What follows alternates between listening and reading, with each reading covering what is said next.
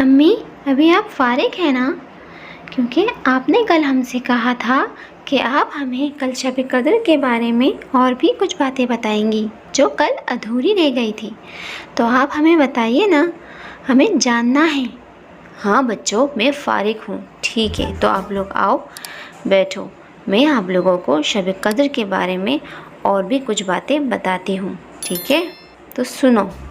ہاں بچوں، حضرت عبادہ بن صامت سے کی جانے والی ایک روایت میں شب قدر کی کچھ علامتیں بیان کی گئی ہیں، جیسے یہ رات چمکدار اور صاف ہوتی ہے، نہ زیادہ گرم اور نہ زیادہ سرد، بلکہ خوشبودار اور معتدل ہوتی ہے۔ اس رات میں آسمان کی طرف نگاہ اٹھا کر دیکھنے سے دل میں سرور کی کیفیت پیدا ہوتی ہے۔ اس رات میں شیاطین کو آسمان سے پتھر نہیں مارے جاتے۔ شب قدر کے بعد آنے والی صبح کے سورج میں گرمی اور تیزی نہیں ہوتی۔ بعض بزرگوں نے اس رات میں درختوں کو سجدہ کرتے بھی دیکھا ہے، جبکہ یہ بھی بیان کیا گیا ہے کہ اس رات میں کھارا پانی میٹھا ہو جاتا ہے۔ اکثر شب قدر کی اتنی علامتیں بھی ہیں، تو پھر شب قدر کی کوئی ایک رات مخصوص کیوں نہیں ہے؟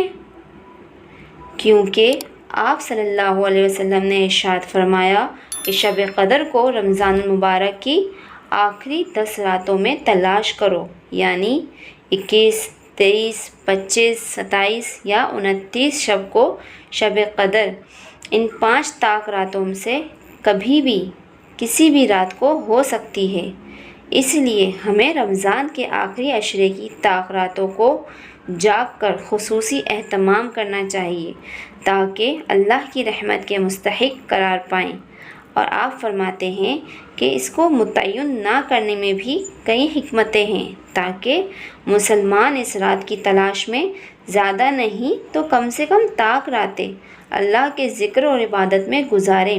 اگر رات متعین کر دی جاتی تو لوگ صرف اسی رات کو جاگتے اور عبادت کرتے، اور اگر اس رات کو مقرر کر دیا جاتا تو اسے ذکر و عبادت میں گزارنے والے تو اجر عظیم کے مستحق قرار پاتے، لیکن اسے گناہوں میں صرف کرنے والے بھی سنگین سزا میں مبتلا کیے جاتے، کیونکہ انہوں نے شب قدر کو جانتے ہوئے اسے خدا کی نافرمانی میں ضائع کر دیا۔ جو شخص اس رات کی سعادت حاصل کرنے سے محروم رہا وہ ہر بلائی سے محروم رہا۔ نیز فرمایا کہ لیلۃ القدر کی سعادت نے صرف بد نصیب ہی محروم رہ سکتا ہے۔ شب قدر وہ رات ہے کہ جو ایمان والوں کے لیے مغفرت اور رحمت کا پیغام لے کر آتی ہے۔ اس رات میں اللہ کی رحمت کے دروازے کھلے ہوئے ہوتے ہیں۔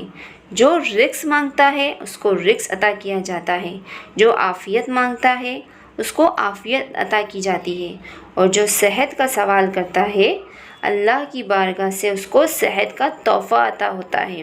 جو خیر و برکت اور بھلائی کی دعا مانگ رہا ہے اس کو خیر و بھلائی عطا کی جاتی ہے۔ اگر کوئی بے اولاد اس عظیم رات میں اولاد کے لیے دعا کرتا ہے تو اس کو اولاد کی دولت سے مالا مال کیا جاتا ہے۔ یہ وہ معظم رات ہے جس میں اللہ تعالیٰ اپنی شان کے مطابق جلوہ گر ہوتے ہیں، اور دوسری طرف فرشتے روئے زمین پر گلی گلی ہر کوچے میں پھیل جاتے ہیں۔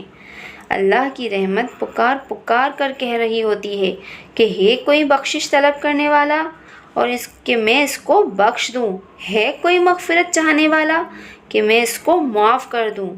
یہ عمل طلوع فجر تک جاری رہتا ہے اور خوش نصیب اپنی خالی جھولیاں بھر کر لے جاتے ہیں۔ شب قدر کی اصلی عبادت رات کا قیام یعنی نماز ہے۔ اس رات کو جتنا ممکن ہو سکے قیام کرنا چاہیے۔ اللہ کی بارگاہ میں کھڑے ہو کر فرض نفل نمازیں ادا کرنی چاہیے۔ اس رات کے اندر بندہ مومن کو چاہیے کہ وہ خوب توبہ استغفار کرے، اپنے صغیرہ اور کبیرہ گناہوں کی معافی طلب کرے اور اپنی نشرتوں پر ندامت کا اظہار کرے۔ اس عظیم رات کی ہر گھڑی قبولیت سے مالا مال ہوتی ہے۔ ہر لمحہ اللہ کریم کی توجہ اور رحمت کا دریا جوپن پر ہوتا ہے، لہٰذا ہمیں پورے ذوق و شوق کے ساتھ دعا مانگنے کا اہتمام کرنا چاہیے۔ ام المومنین سیدنا عائشہ صدیقہ رضی اللہ عنہا سے مروی ہے کہ میں نے اللہ کے پاک نبی کی خدمت میں عرض کی کہ یا رسول اللہ صلی اللہ علیہ وسلم، اگر مجھے لیلۃ القدر نصیب ہو تو میں کیا دعا مانگوں؟ تو حضور اکرم صلی اللہ علیہ وسلم نے ارشاد فرمایا کہ تم یوں دعا کرو کہ اے اللہ، تو بے شک معاف فرمانے والا کریم ہے، معاف فرمانے کو پسند کرتا ہے، ہمیں بھی تو معاف فرما۔ امی، یہ تو واقعے میں بہت ہی عظیم رات ہے اور بہت ہی مقدس بھی ہے۔ ہاں بچوں، یہ رات بہت ہی عظیم اور برکت والی رات ہے۔ بہت ہی خوش نصیب ہوتے ہیں وہ لوگ جو شب قدر کو پا لیتے ہیں۔ تو بچوں، ہمیں بھی اللہ تعالیٰ سے دعا کرنی چاہیے کہ اللہ تعالیٰ ہمیں بھی اور سب مسلمانوں کو شب قدر کی یہ مقدس رات نصیب فرمائے، آمین ثم آمین۔